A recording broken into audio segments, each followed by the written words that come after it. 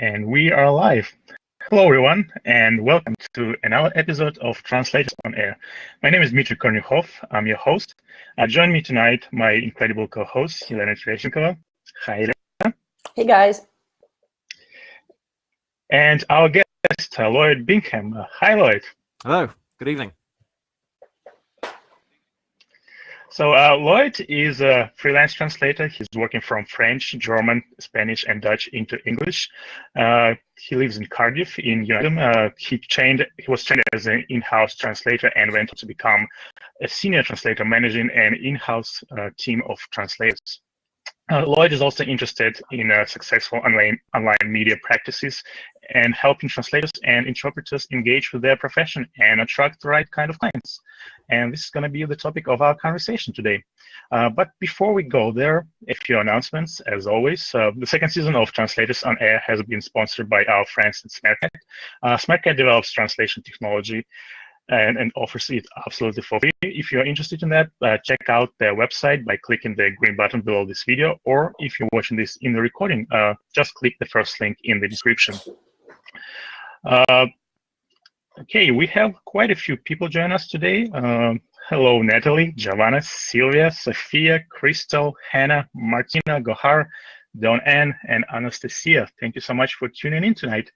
For those of you who are watching this kind of webinar for the first time, I'm just going to show you a few features of this platform. There's the chat on the right-hand side where you can post messages or tell us where in the world are you, or you can tell us what was the last thing you have translated today or yesterday or last week. And if you have a specific question and you would like us to answer the question and discuss it during our webinar, there is an orange button below this video that says ask a question or suggest a topic. Just press that button and ask a question, and we will be happy to talk about it.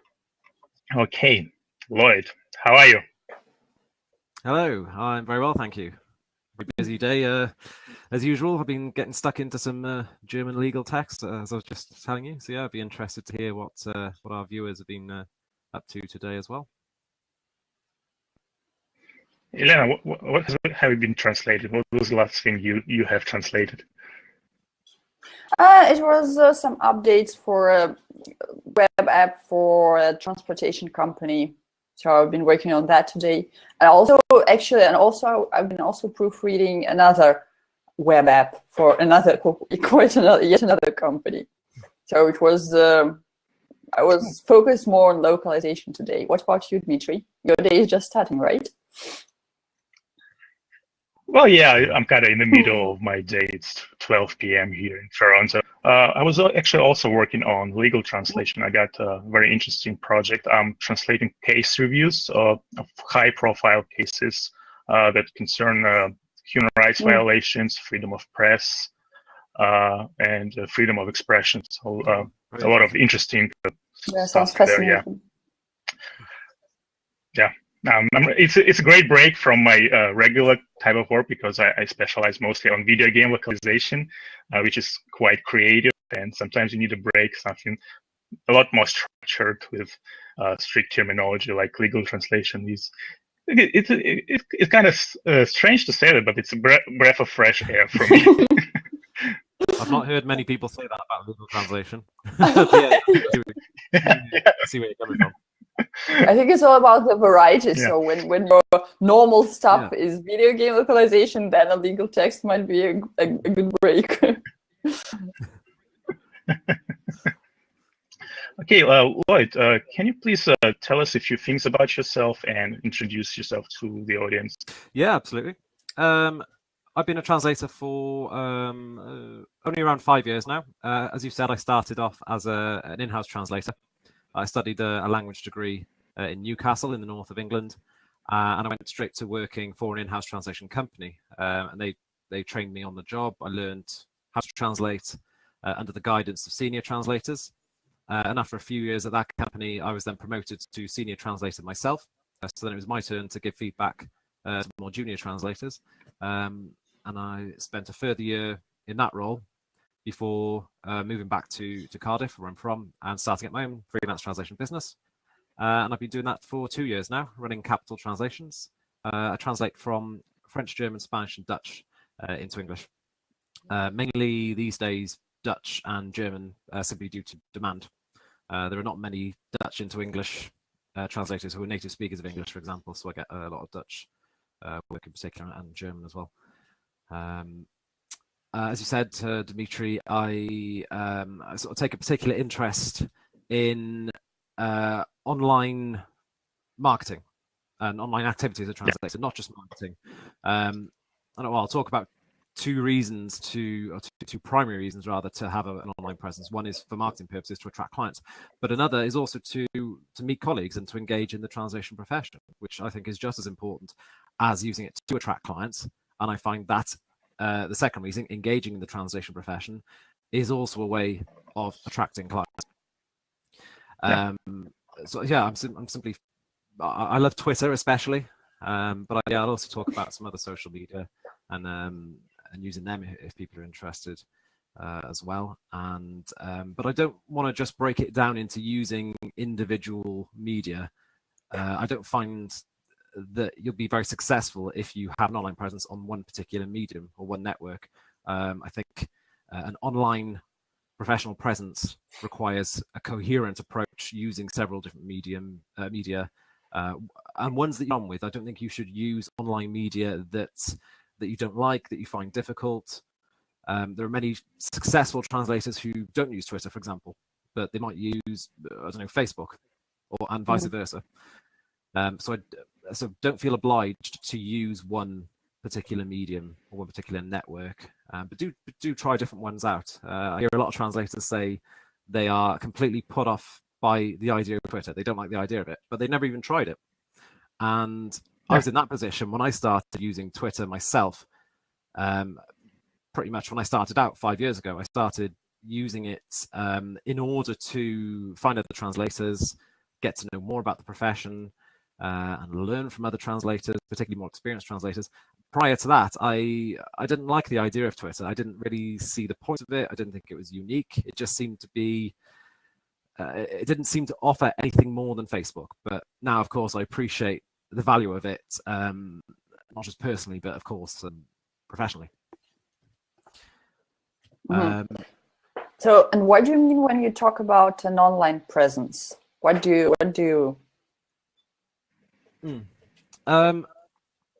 What I mean by having an online presence is, or why we should have one rather first, is that we live in the 21st century in a society obsessed with doing things online, not just in social terms, but if you're looking for a professional of any kind these days, maybe an IT specialist or a lawyer, for example, chances are you're going to go online to find one.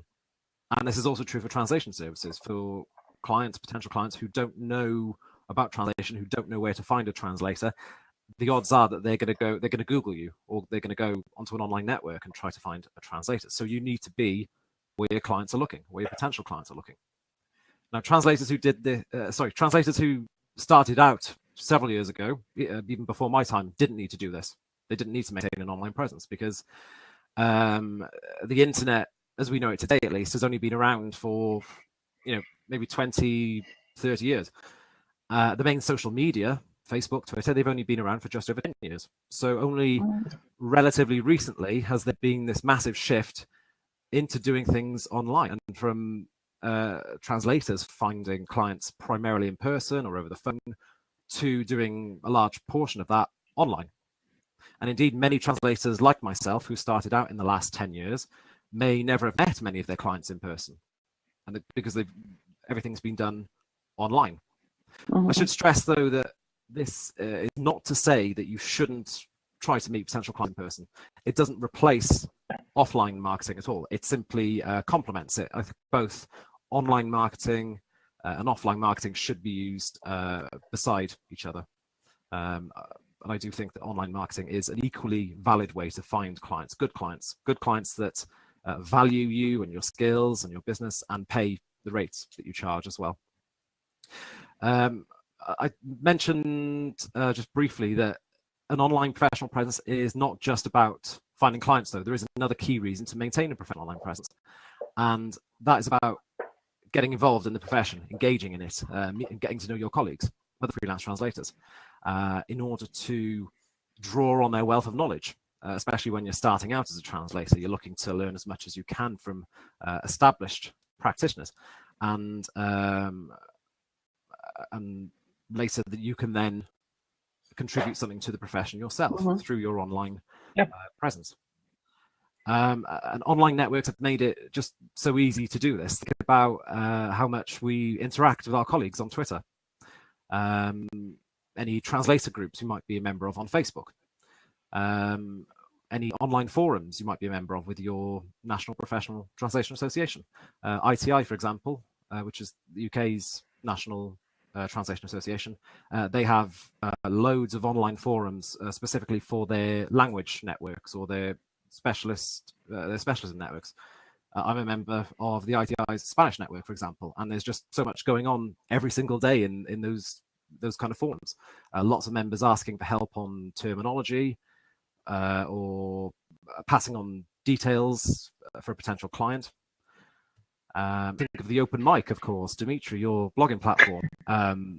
You've only set that up a year ago. Think of how many blog posts are published I within think that year. Over 600 posts wow, has been that's published. incredible. So think about how much knowledge has potentially been shared there, especially by translators new to the profession who otherwise wouldn't have had a voice, or they wouldn't have been encouraged to share their ideas if it weren't for these kind of online networks, these online platforms. So having an online presence, I think, has empowered translators to interact with their colleagues, to exchange their ideas and debate ideas as well, and contribute to the profession. And that, as I said briefly, links back to the first reason to maintain an online presence, which is to attract clients, because the more and more active you are in the translation profession online, the more visible you are, the more ideas you share, the more likely it is that your colleagues will then remember you. They'll remember what languages you work with, what specialist fields you work in. So when they are working on a project and they require maybe another translator to work on it with them, or they have a project that's in your language pairs or your specialist field but not theirs, they'll come to you or they'll pass you on to that client. Because people, I find, like working with people they're familiar with, people they've met before. So if you're online a lot, if you're sharing your ideas, contributing to the profession, they'll feel like that they know something about you. And I think they'll also have an insight into the way you work as a professional, especially if you share your knowledge on your languages or your specialist fields in your online activity.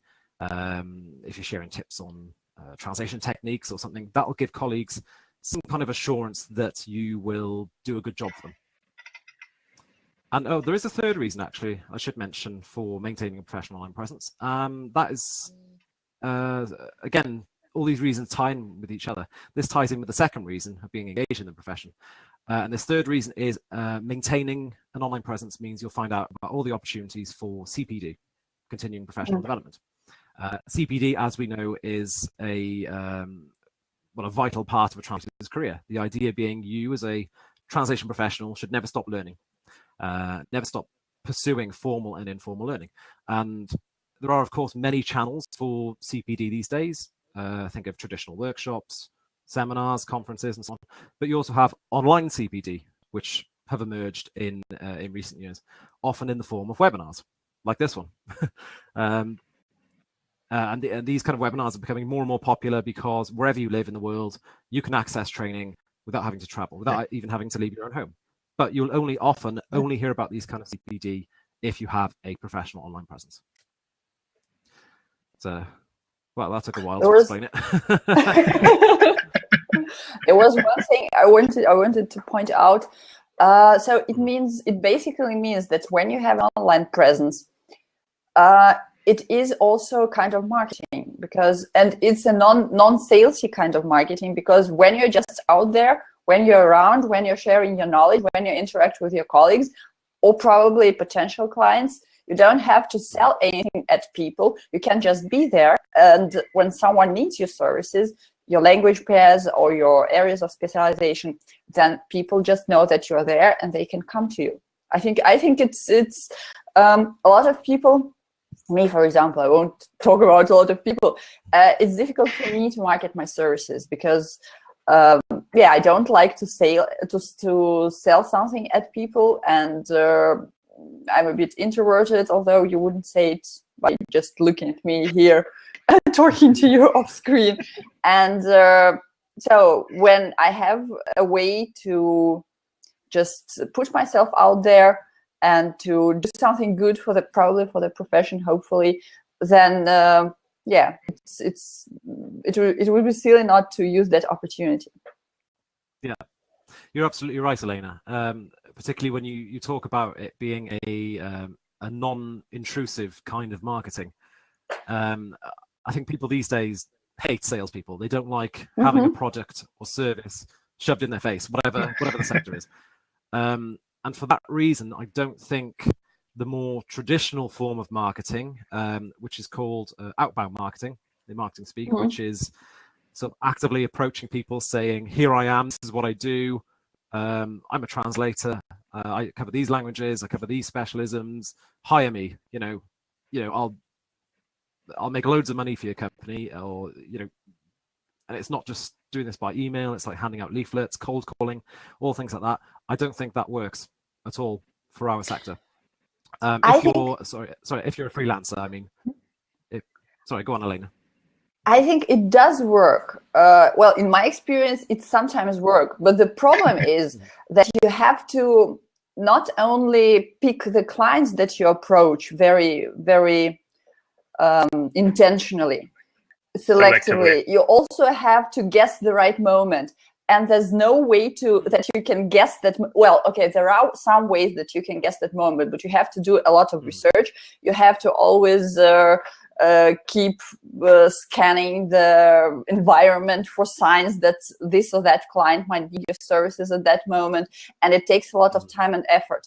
And sometimes you get lucky and you guess that moment, but you can't get lucky always. So, but by putting yourself out there and by just having that presence, online presence, that's actually a great word that that summarizes what it is, and you're just present there.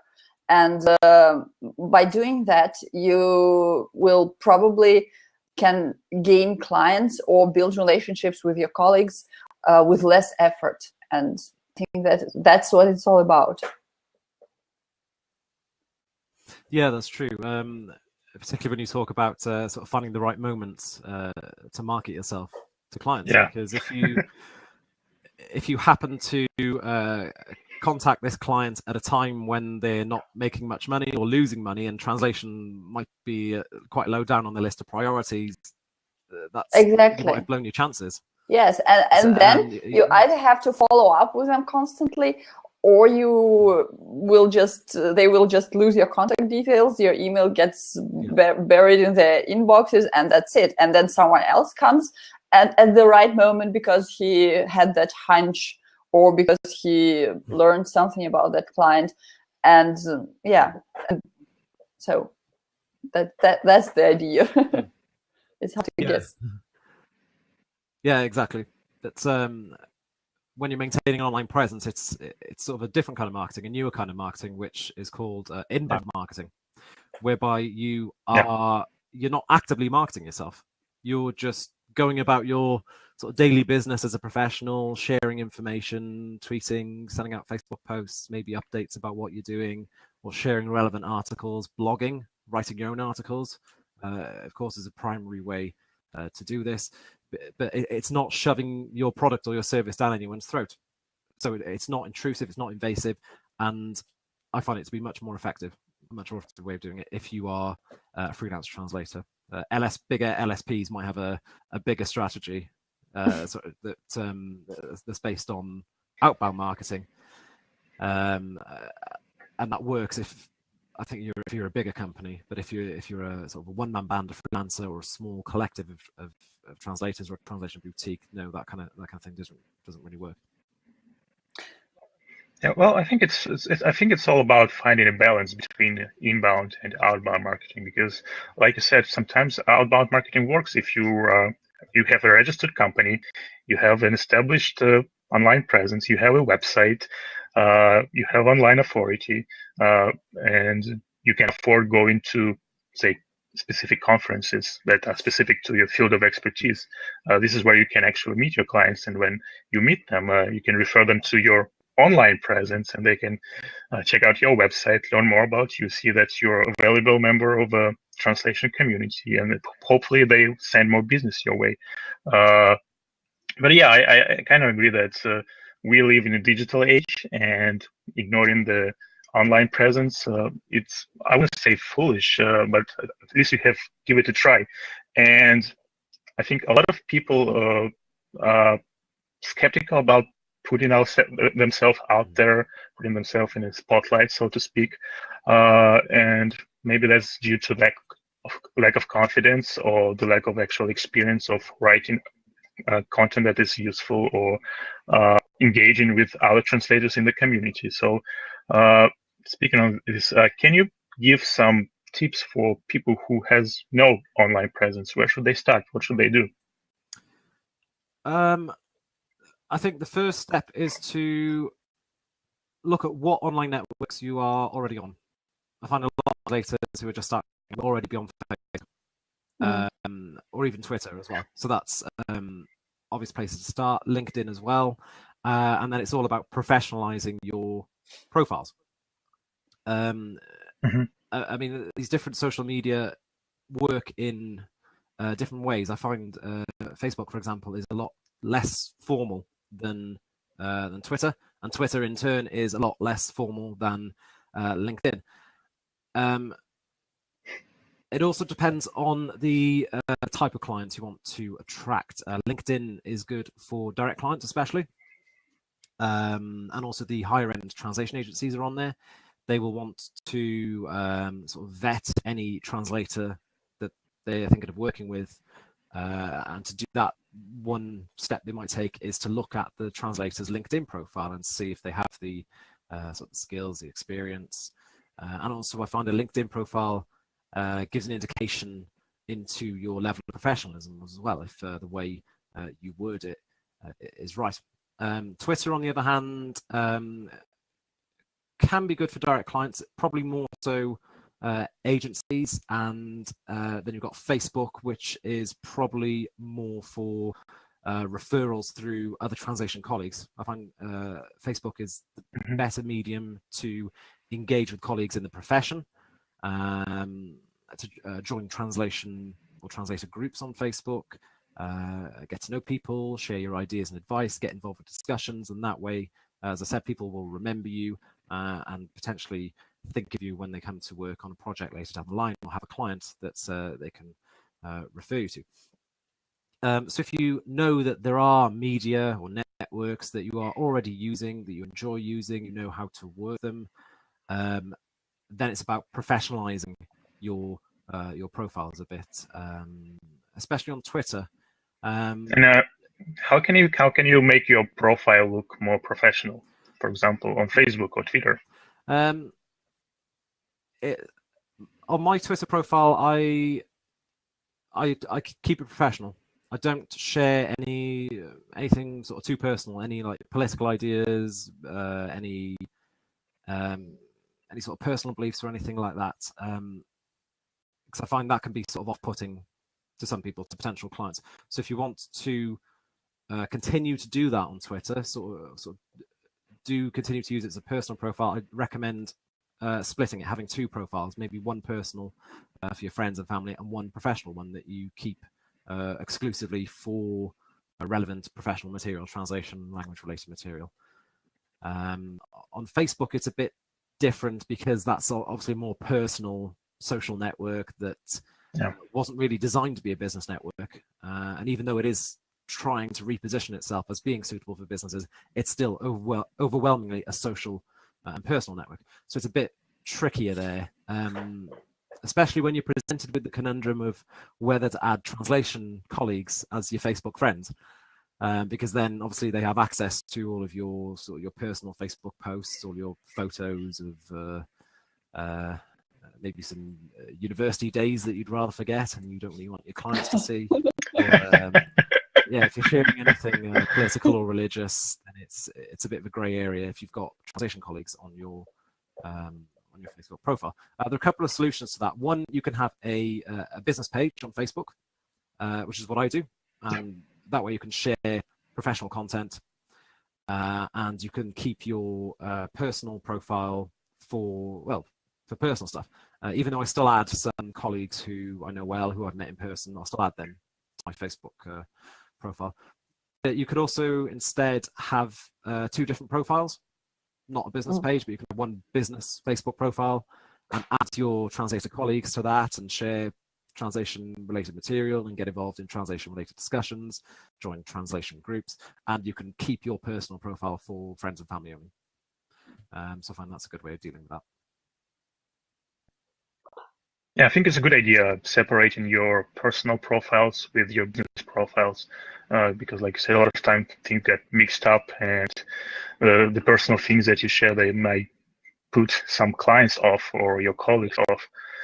But sometimes it's very difficult to separate those 2 things, because you have to remember all the accounts that you create. Yeah. Like you said, you create a separate account for Twitter, separate account for Facebook, separate account for something else, and you end up with 10 accounts, man, and spending all the day long managing 10 different accounts. I think the best approach, in my opinion, is to stick to 2, maximum 3 networks. Maybe even 2 or just 1, because it easily gets very overwhelming. And like you said, you should start where in the network that you are familiar with. If you're familiar with Facebook, you should start exploring Facebook. Don't jump at Twitter yet. Just start exploring Facebook, because Facebook offers a great variety of opportunities for engagement with your colleagues and sometimes even potential clients, but mostly with colleagues, at least from my experience, like Facebook groups, the online communities that you can join and discuss different topics, from translation technology to clients and their business practices, etc., etc., etc. So building an online presence I think it's an ongoing task, and you should start from something you already know, and then slowly and gradually move to other areas. We've got a couple of comments from our audience, which I'd like to read out. So Paige says, I had no online presence except LinkedIn until about 3 months ago.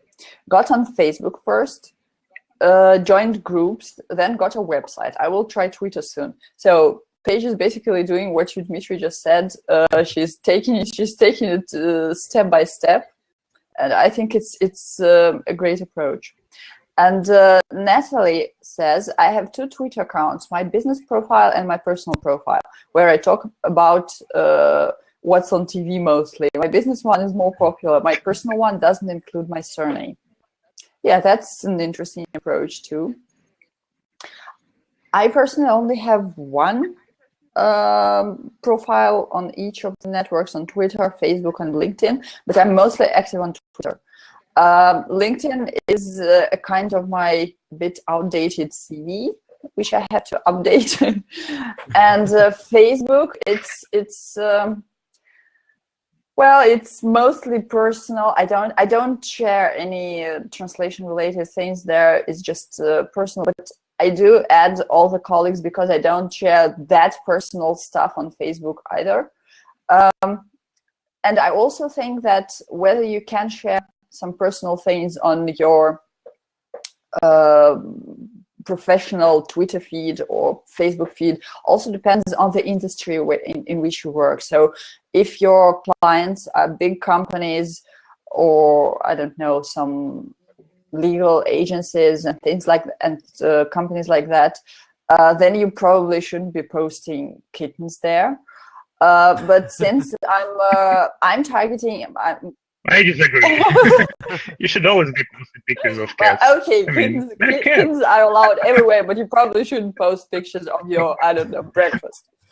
But if your target audience is more relaxed, and you're not overdoing it, so I think it's okay for some, depending on your industry, it's okay in some cases to combine, to have your professional and personal profiles having just one profile for professional and personal purposes. But mine, they are basically, so Facebook is just a personal profile, but I add all my colleague translators who want to be friends with me on Facebook, and Twitter is mostly professional, but I sometimes share some personal stuff like how I'm going to spend my weekend, or things like that. I don't see. I think it actually also creates. It's getting back to what you said previously, Lloyd. It's also helping to create to let people know what kind of person I am, and to create a connection with people. So I think it's okay. Yeah, absolutely. When I said sort of keep it professional, that's not to say don't. Yes.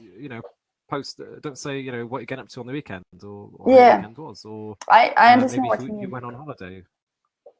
Maybe if you go on holiday or you went on a business trip, share. I actually enjoyed seeing your pictures from Rome on Twitter. I think they were because I love Rome. It's one of my favorite cities, so it was so nice to see a picture from there. Oh, that's nice. Yeah, I went. I got married just over 2 weeks ago. So, congratulations! Thank you. Congrats. So I posted me and my wife on our wedding day. Posted a photo of that on Twitter, and then we went to Rome for a short break afterwards. And I posted a photo of us sort of right in front of the Colosseum. So things like that are great actually, because they sort of personalize your brand almost. They show that you're a real person. That there's a person behind the brand, and I think it's important now. Even big companies try to do that, and we actually, as freelancers, we have an advantage because we are real people, unlike Linebridge or other translation agencies, big translation agencies. So. Yeah, you're right. So you could be, absolutely. You could be like a highly professional person, but you still need to reflect some kind of personality in your online activity. And exactly. Elena, you were right. Sort of big companies are trying this now. You'll notice files of big corporations, they're using slightly less formal tone. Something I've noticed is on the Facebook pages of like supermarkets in the UK, when a customer complains or something, they leave a post on their Facebook page. They'll the supermarket will respond in quite a friendly, informal tone, whereas a few years ago it would have been quite rigid, quite formal. So dear sir, madam. Yeah, exactly. Yeah, they'll refer to the customer by their first name, might use a bit of slang. So it's a sign that we freelancers are doing things right if the bigger companies are sort of copying our style. Yeah, because it's all about personality, and people they actually enjoy buying from other people. That's why, because Sunday markets still exist, even though we can go to a grocery store, even order groceries online, right? So garage sales still exist, even though we can buy stuff online, right? So this human interaction, this human communication, it's not dying, it's thriving actually. And personality you can be both professional and personal at the same time. And I prefer establishing professional and a personal relationship with my clients because, well, I treat my clients like fellow human beings. I don't mind using slang. I sometimes send funny memes to them. and it works, and they remember me because I show my personality. I establish a human connection with them, and when it comes to work, I show my professional side.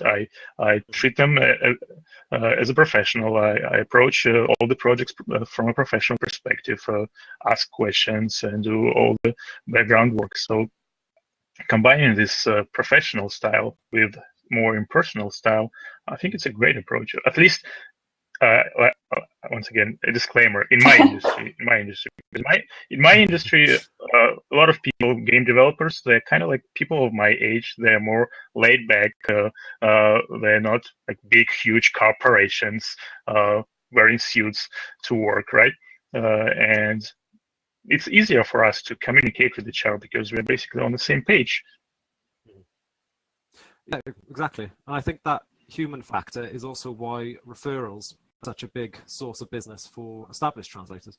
I mean, when Yes. you're starting out as a translator, you don't really have many connections, many contacts in the profession, so it's mostly approaching clients out of the blue. But as you progress further in your career, as you network more and more, as you meet more and more colleagues, a lot of new business will come from word of mouth, from other colleagues passing your details on to their clients.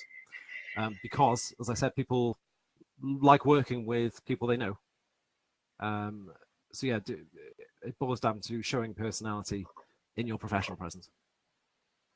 And it might also help repelling the clients that you wouldn't enjoy working with anyway. So if someone doesn't like that you're being too personal on your professional Twitter or on your professional Facebook page, if someone doesn't like pictures of kittens, then they just wouldn't approach me. And probably it might be a good thing, because we wouldn't spend each other's time. So yeah. Yeah, that's true. The way you sort of express yourself in your online activity will naturally attract potential clients who have the same values as you and think the same as you do. Mm-hmm. And those are the kind of clients that you want to work with, aren't they? Yeah, that's for sure. We have another comment from one of our listeners and viewers. Sophia says, I have my LinkedIn and Facebook. I only have it separately as business, but as a page off my personal one. But not sure that's good. I'm thinking of closing it and maybe start it as a business.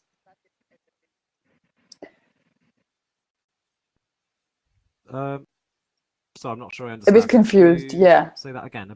I think that Sophia has only a personal web page on Facebook, and she's thinking about closing it and starting it as a business page. Business page. What do you think about it? I see no reason in closing your personal profile if you want a business page. In fact, I think a business page needs to have a personal profile linked to it, if I'm not mistaken, because I manage my business page through my personal profile. Even though they are, even if you sort of like my business page, you're not. That's nothing to do with my personal page. It doesn't mean you're a friend on my personal page. So yeah, and that's the model I use. There's no reason to close your personal account down if you don't want to. Maybe you could just limit who can see your personal updates from your personal page, and keep the business page more open to all the people on the internet, sort of like that.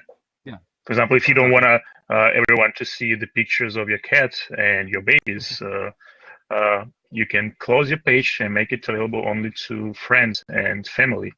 While you can also create a business page on Facebook, and this page could be more open and transparent and searchable, where you'll be sharing something that is solely more professional-like and more related to your brand or to what kind of services you're providing or selling.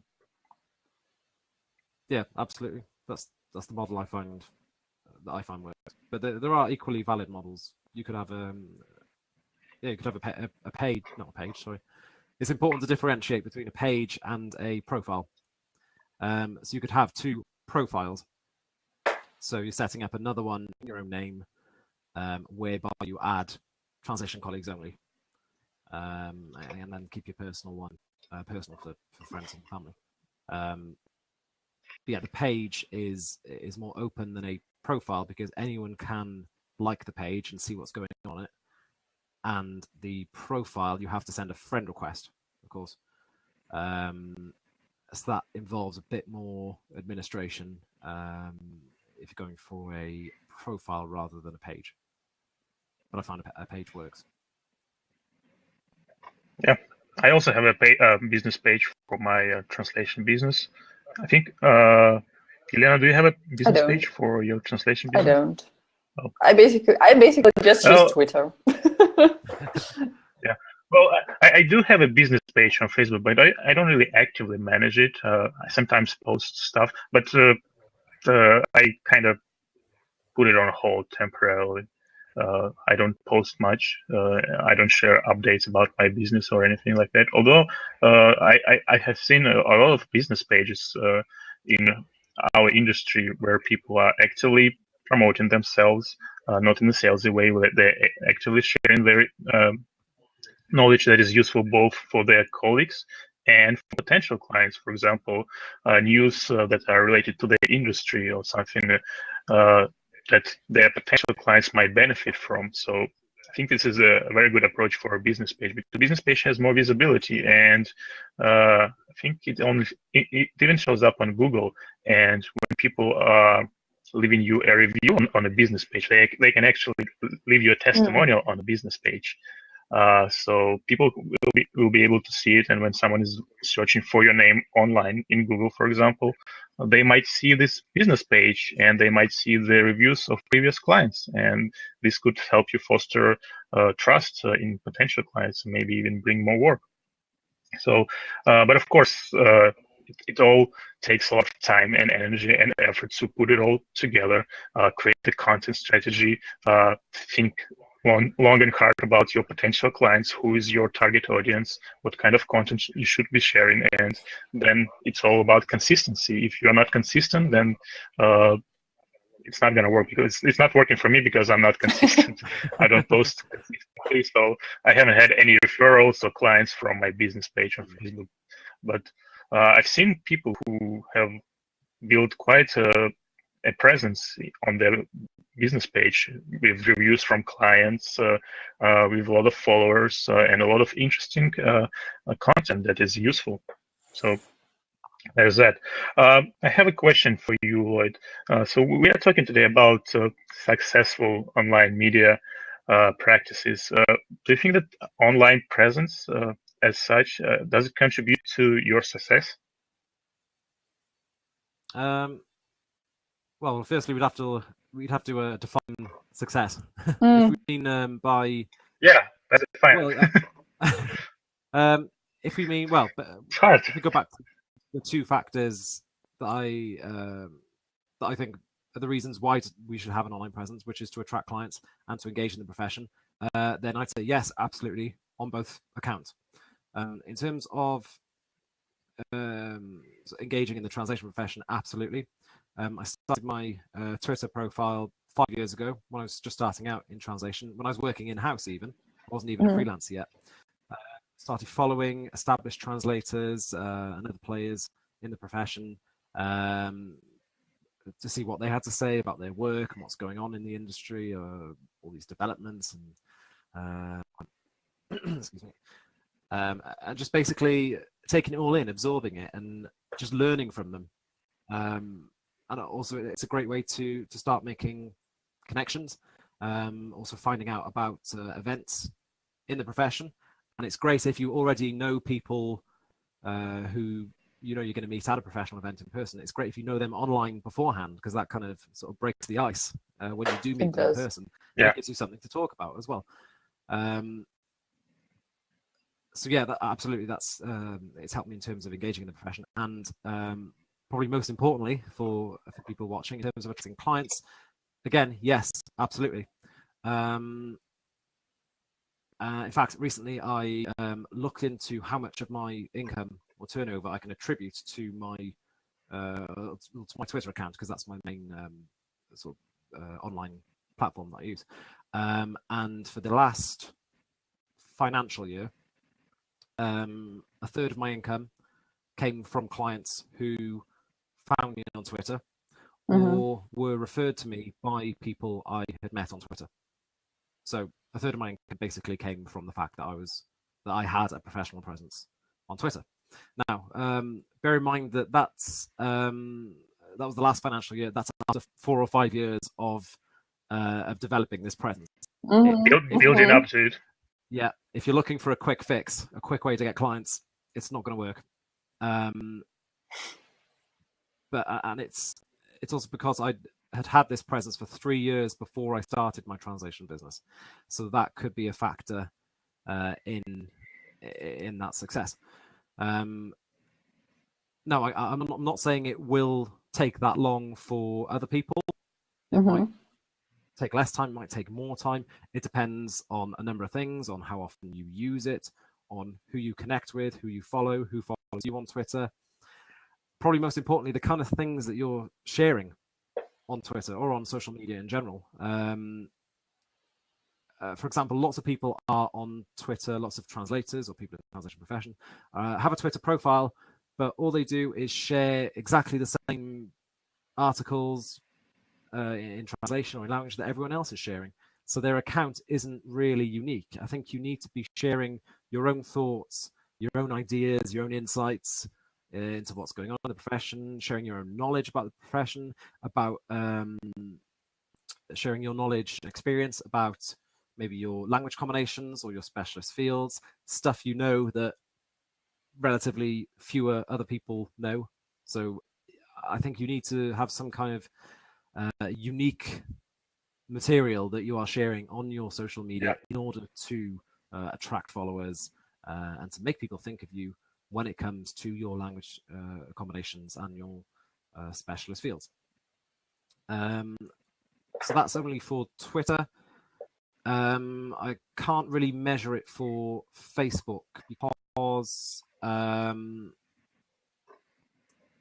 Facebook page, all the content I share on there is also shared on Twitter. In fact, when I post a tweet, it's automatically shared on my Facebook page, which means there's less administration. If you want to do that, you might think, oh, why should I have a Facebook page and a Twitter account? Well, the main reason is that because not everyone is on Twitter who are on Facebook. There are more translators I find on Facebook than on Twitter. And translators who have a personal Facebook account and don't have a professional presence on Facebook may still follow translation-related pages.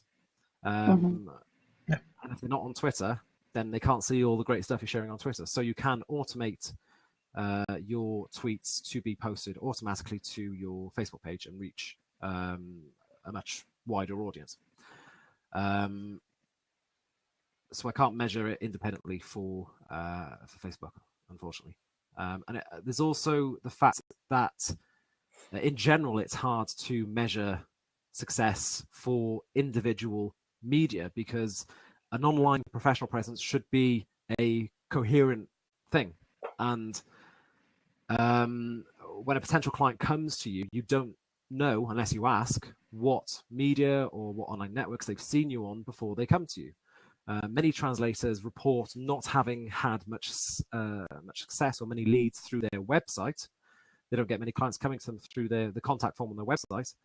But that could be because the client has already read your website, but then they went to your LinkedIn page and maybe your Twitter profile and then emailed you directly. So they won't have mentioned how they found you. So you might erroneously think that a certain medium is not delivering you much in terms of results when in actual fact it is. So I think for that reason, it's a good idea when you have a new client or a potential client, it's a good idea to ask them very briefly how they found you, what kind of media or networks they saw you on, and that way you'll know what's working and what isn't as well. So you know if you're wasting your time on certain media and if time is well spent on other media as well. Yeah, absolutely. I think it's a high time for us to discuss a survey that you did this year. And we would love you to share the results of this survey because it was you had some very interesting findings in there and you published it on your blog. How many parts? 2 parts, right? Yeah, it was a 2-part analysis. Yeah. Yeah, so for all the people who are watching us right now, Lloyd did a survey earlier this year, and he asked all the translators out there about all kinds of social platforms that they're using and if they're bringing any meaningful results to them. And then he published his findings on his blog. We are going to share the links to these blog posts on the recap, and we publish it recording on the open mic, so you'll be able to read it as well. But right now, Lloyd, can you just give us some key takeaways from your findings? Yeah, absolutely. So yes, this survey is one I carried out only a few months ago in August. and it was a survey of professional freelance translators. And there are two reasons that I did this. Firstly was to find out, well, the idea in general was to determine which online media and platforms professional freelance translators were using in order to attract clients and to engage with the profession. The two main reasons that I think we should have a professional online presence for. And there were 270-ish translators who took the survey. And it was very simple. It was already 5 questions. But there was a lot that could be interpreted and analyzed from these 5 questions alone. First question, the most general, was which media do you use to maintain an active presence for professional purposes? So which media networks? Now, before I looked at the results, my hypothesis was that although LinkedIn, pros as well, I count pros and websites as well, are the most popular platforms, I observed that, or in my opinion, in my observations, more translators were taking to Twitter and Facebook for professional purposes. I also thought Google Plus would continue to stagnate, shall we say, and I also predicted that attempts to use sort of the newer media, like Snapchat or Instagram is another one. I thought attempts to use that for professional purposes would flop. I don't really see much potential in there, but I'm happy to be proven wrong. As for the results, find my notes. I think the results largely confirmed what I thought, was in that LinkedIn was the most popular platform for professional purposes amongst freelance translators. In fact, 73% of respondents use LinkedIn for professional purposes. 60% maintained a website, roughly as predicted. And then 48% of professional freelance translators use Twitter and 39% Facebook. This is a bit less than I thought. I thought we'd be just over the 50% mark. And there could be things, it could be to do with how respondents interpreted the question, particularly for professional purposes. There are different ways you could read that. For example, you could have a personal profile on Facebook and be a member of translation groups on Facebook and maybe get involved in the discussions, but you might still not consider this to be a professional presence, maybe because you don't actively promote yourself, maybe because you don't have a business page. But I think that is sort of a professional presence because you are networking. It still counts. Absolutely, yeah. And you never know what work will come of that, what new clients could come of that because of that activity. So I think that absolutely does count. But that's just a thought. I've got no confirmation of that, unfortunately. Anyway, 72% of respondents use pros. I broke that down between how many use the paid version, how many use the free version, and it was 39% paid, 33% free version. And that was a lot more. There are a lot more translators who use the paid version of pros than I thought, because the general consensus, to my mind at least, seems to be that we should try to move away from pros if we can towards using other channels to find clients, direct ones especially, who accept respectable rates, because pros has a reputation amongst many translators as being a place where you can't really find clients who pay your rate, or clients who offer low rates. Not everyone agrees with that. Not everyone has found that. Many translators have found good clients on there, but I have heard a lot of people say that, so that's where my impressions came from. Also, 19% of translators say they maintained a professional blog. And finally, 10% have a Google profile, 2% an Instagram account, and 0%, thank goodness, use Snapchat for professional purposes. I know at least one translator who does. Oh no, 2, I think, translators who do use Snapchat. Yeah, I've seen a couple use it simply through them tweeting about it, them promoting it on Twitter. I'd be interested to hear if they've had any results from that in terms of attracting clients. Other platforms that were mentioned, sort of in the free text comments box, people mentioned Zing and Viadeo. If you haven't heard of these are the German and French language versions of LinkedIn. LinkedIn. Yeah. LinkedIn. Also, many people mentioned the directories of the National Professional Translation Associations, so ITI, CIOL, BDU. Also the French, Swedish, and Australian directories were mentioned. Also, network and regional groups for ITI, as I mentioned earlier. Professional associations have their own forums for their regional groups, and many people consider that to be part of their online professional presence, which it absolutely is. But I neglected to include that in a response. Also, some people mentioned Translators Cafe, which was a bit odd to me because I thought that was becoming defunct almost, but it seems to live on. So that was very interesting.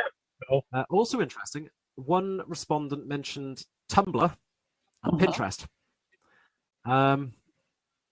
I'd really like to find out who that was because I'd be interested in seeing how that's being used and what kind of results they're getting from that. But unfortunately, the survey was anonymous, so you can't find that. Moving on sorry, go on. So yeah, in terms of return on investment, so to speak, what, based on the findings of the survey, what are the what are the networks that translators had most success with in terms of attracting clients?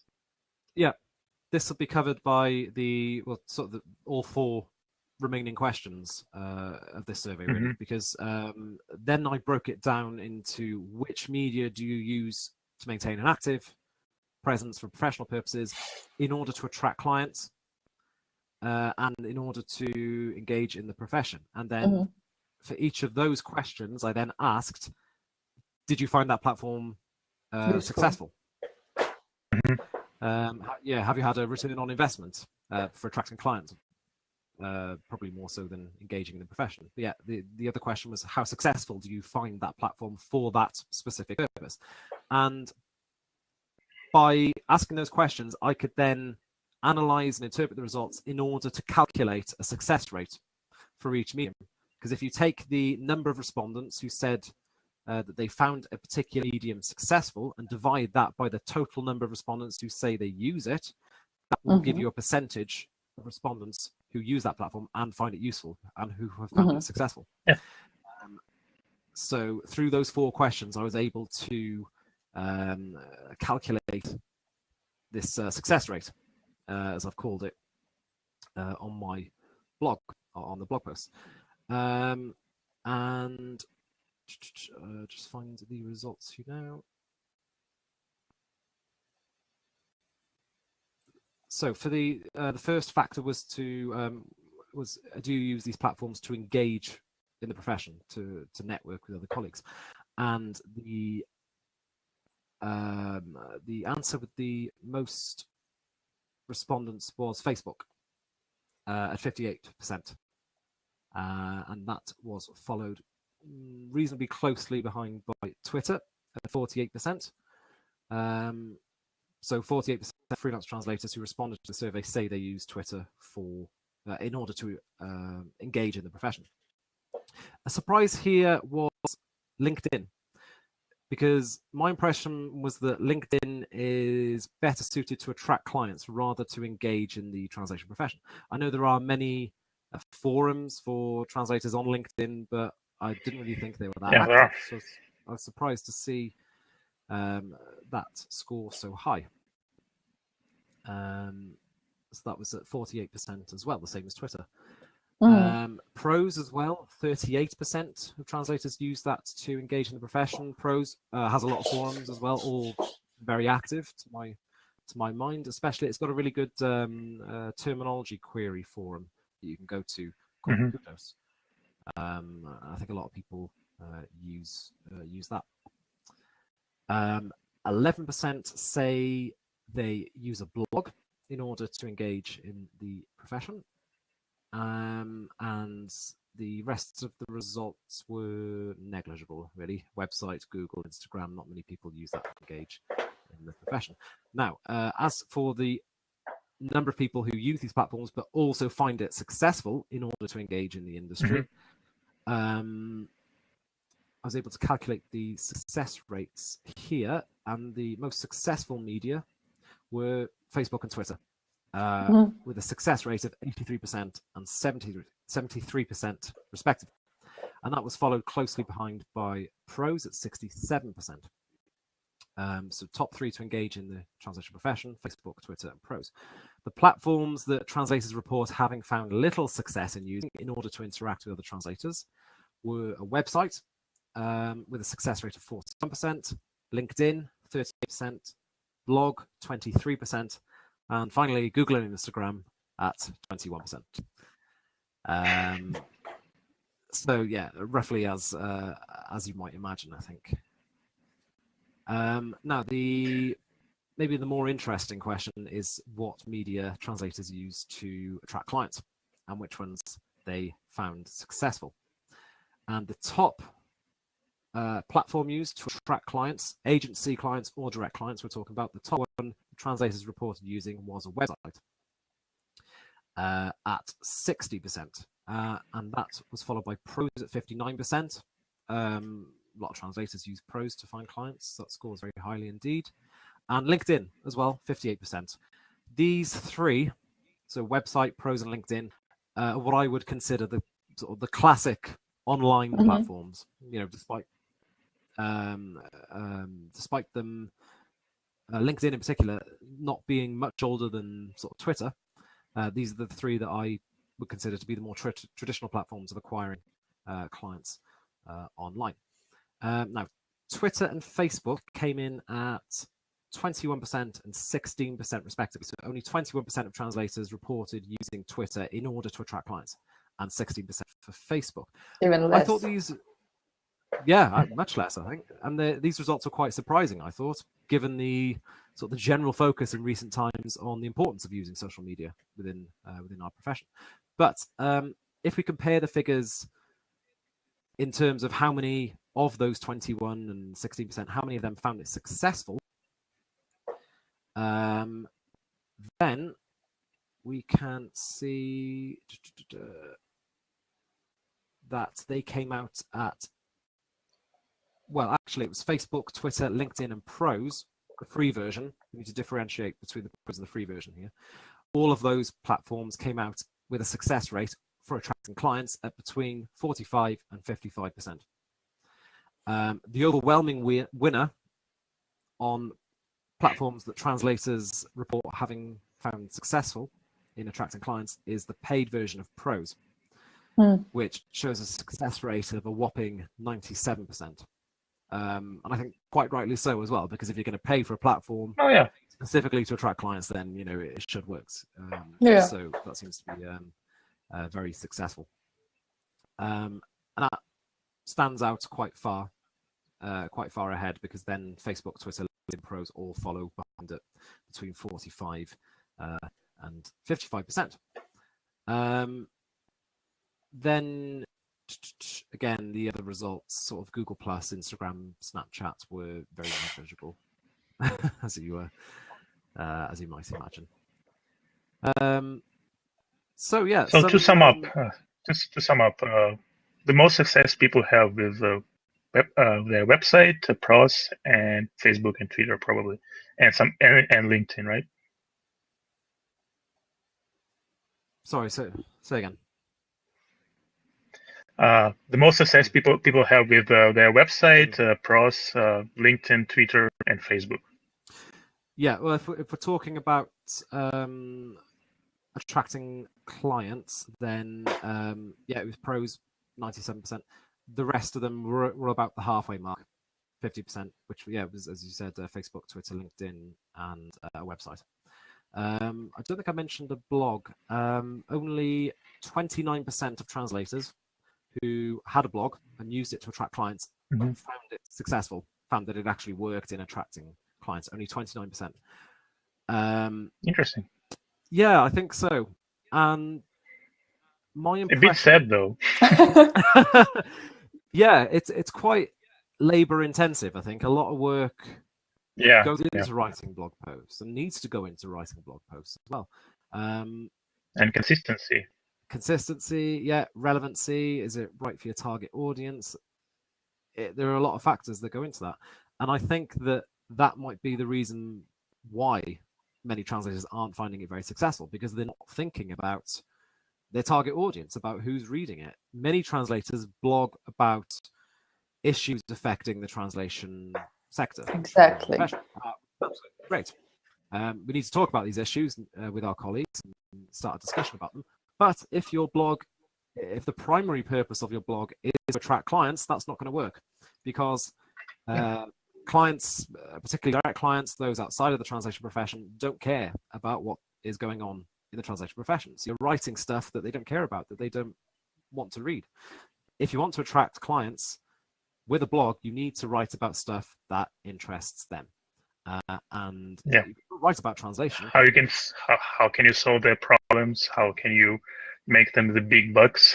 Exactly, yeah, exactly that. You can still keep the focus on translation, but turn it around, make it about them, about the problems that they have that can be solved by you and your services, your knowledge, your expertise, your specialist fields, all that. So I think that is one of the reasons behind the sort of low success rate for a blog. All right. Do you think we could answer a few questions, because we're running past our normal 1 hour mark, and which we normally try to keep it under 1 hour. And we rarely manage to do it because time just flies, because what we're usually talking about is of great interest to us and hopefully to our audience as well. But we do have 3 questions, I think. Yeah. So we'll probably get down to them now. Okay.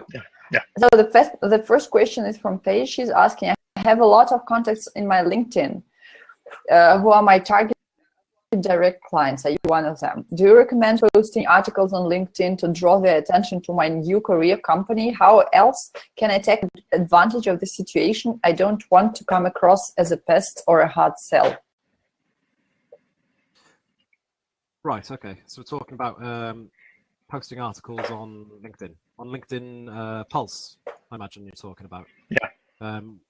Whereby lots of, well, if you don't know what LinkedIn Pulse is, it's essentially like a blogging platform for LinkedIn, almost, isn't it? Where if you have a LinkedIn profile, it is on the section of LinkedIn Pulse.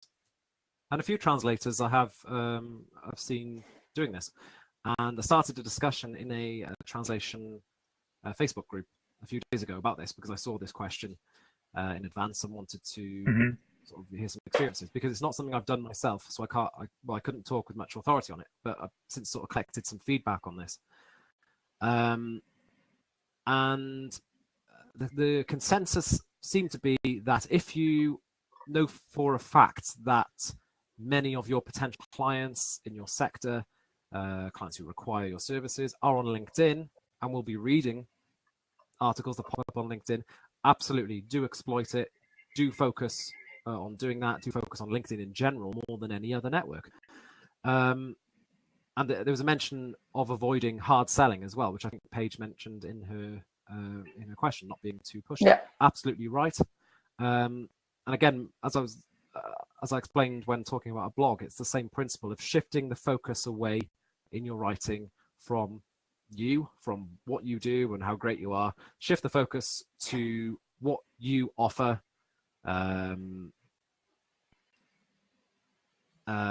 what you offer towards, what you can do towards finding out so what helping your clients out, what kind of value you can bring, right? It's more finding out what their translation requirements are of your potential clients, and explain how you can solve their problems, basically. You know, that you can, by solving their translation problems, that will increase their turnover somehow. If we're talking about marketing text, they're maybe launching a new product in a different market, so the translation obviously comes in handy there. So yeah, will your translations help to increase their sales? Will it make their documents available in new target markets? Will it help their company to grow? And basically explain in your writing how translation is an investment and how that you are the person with the right knowledge and the right expertise that they are looking for. And I also think that page is actually a page you are in a unique position, because you write that you used to be among your target clients. So you basically know all the pain points, and you speak their language. So I think it's a wonderful position to be in, because you can actually address their problems in the way that they will find compelling. So I think you should definitely post some articles on LinkedIn and do let us know how it goes. It would be very interesting to learn about the results. Our next question is from Dawn. She asks, my clients don't need translators all the time. What can I do to keep myself in their thoughts without pestering busy people? I think it's a great question. What do you think, Lloyd? Yeah, absolutely. And I think it sort of sums up the whole question about having an online presence. Because again, we're talking about what we call inbound marketing, which is marketing in a way that's not being pushy, not over promoting yourself. To do this, firstly, find out what networks or platforms online that your clients are on. If they're on LinkedIn and Twitter, those are the kind of platforms where you share information on your work, your languages, your cultural knowledge, your specialist fields, your experience, your expertise, and so on. And on these kind of platforms, share relevant articles that you come across that relate to your client sector, that refresh your clients or your potential clients or existing clients' memories that you have the knowledge that they need and you're always there when these translation requirements do arise. Secondly, if you're not on channels like LinkedIn or Twitter, you could instead start a blog and write relevant blog posts aimed at your target market, at your target clients, and emphasizing how translations can help their business or businesses in general in your target sector. Also, what kind of linguistic problems companies face in that sector and how translation can solve them, or how you can solve them. Again, stressing the fact that companies stressing the fact that you are the person to provide those translations, not just sort of a translator around. You're the one with the knowledge and the cultural experience and the specialist expertise. Thirdly, if you don't have a blog, you could consider creating some kind of newsletter and sending it to these ad hoc clients that you work with who don't require translation every day. But if you send something like that, maybe quarterly, every 3 months, I think that's maybe a reasonable time period. It's the same idea as having a blog. You can write your own content, your own stories for this newsletter, as you would in a blog. But to sort of bulk it out a bit, you could also include links to articles that you come across that are relevant to their sector, and all the time keeping in mind the target market, problems faced in that sector, and what you can do to solve them, and any sort of issues affecting that sector that might be relevant, you could also include in that kind of newsletter. So yeah, there are a few different ways to do that, to keep you and your business fresh in the memories of ad hoc clients. So I hope we answered your question, Dawn. And our last question is from Hagen. This is something we actually talked about a little. Hagen asks, does it make more sense to set up a page on Facebook, such as translator name, with your private account, or better create a normal second account as a professional person? So a Facebook page versus just a professional profile. A profile as a professional. Yeah, as a business. I don't think one is necessarily better than the other. I think it's what you find easier to manage. There is one advantage, I think, having a page over an account, which is I think there's less administration because anyone can like a page and view the contents, whereas with an account or a profile, they have to send you a friend request first, then you have to approve them, and there's not really much point in doing that, I don't think. I think you would also have to log in and out of different accounts all the time. If you have just a profile, and you have to remember the passwords, which can also sometimes be hard if you have a lot of them. And there's a risk of maybe posting the wrong content on the wrong profile by accident. I think there is one advantage actually of having a profile or an account, and that is that you're able to add your colleagues as Facebook friends and see what they are posting. Whereas I don't think you could do that with a page. You can't send someone a friend request if you just have a page on Facebook. So there are sort of pros and cons to both. Maybe try one version out, one method out, and if it doesn't work, try the other one. Well, hope we answered your question, Hagen. Is there anything else you would like to add to what has already been said, Lloyd? Any tips or advice or some wrapping up words? Well, in summary, it's don't be overwhelmed by all the online networks and platforms out there. Try ones you get a good feeling from, you get a good impression from. Also try ones outside of your comfort zone too. You may surprise yourself. Before I started on Twitter, as I said, I didn't like the idea of using it. But once I got going, I found it sort of a really useful tool and really easy to use. And now it's my favorite platform. So even if you're dead set against using one certain network or medium, do give it a go.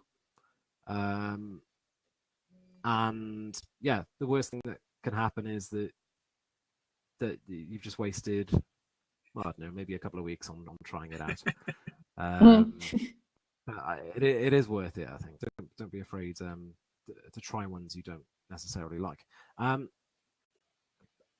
But on the other hand, don't force yourself into using media that you don't like or that you don't find useful.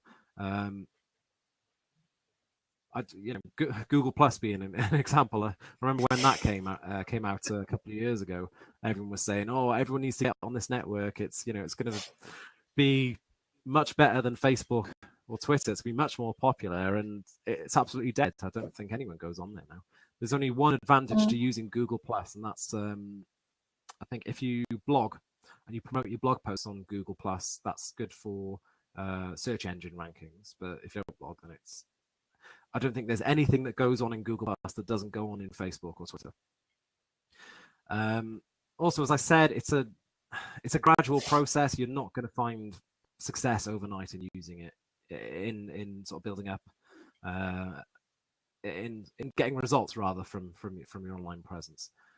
All the success I've talked about that I've had in using social media and online platforms, that's come from a period of 4 or 5 years. So it will take several months, I think, to establish yourself in the translation community online, on Twitter especially, and Facebook as well, and potentially even longer to attract clients through it. But there's also, I should mention, on Facebook, there's a translator group or forum, or group rather, on Facebook called Standing Out. I think Dimitri and Elena, you'll know it, which is superb. I think it's one of the best groups on Facebook. Lots of sort of issues to do with translation discussed in that group, both sort of philosophical and practical. But this Standing Out group has a few sort of subsidiary groups, and a lot of them are language specific. So you can go there to meet other translators in your specialist field or your language combinations. So you can ask questions if you're stuck on a text or something.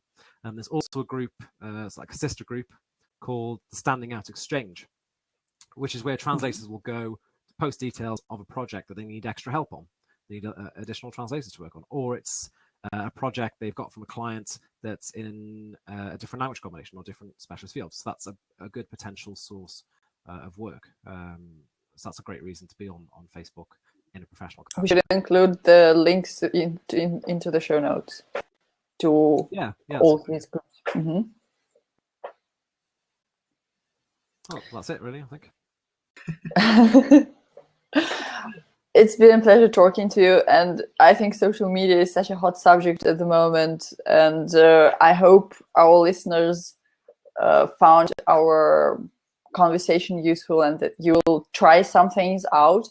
And I think it would be actually a good idea if you try something out that we discussed during on a conversation today, that you will share with us your results. You can just send us an email, probably. I think it would be fun to. Our contact details are on our website at translatorsOnAir.com.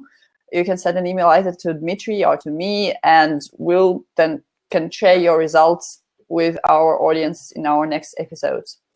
As for today, we're wrapping up. Thank you, everyone who joined us tonight or today, depending on where you are in the world. You will get the recording of this episode, and we'll also publish a recap of this episode on the open mic. Don't forget to check out this website of our sponsor, which is at smartcat.ai, and we'll see you next week. Thank you so much for joining. Yeah, thank you. Bye-bye. Bye.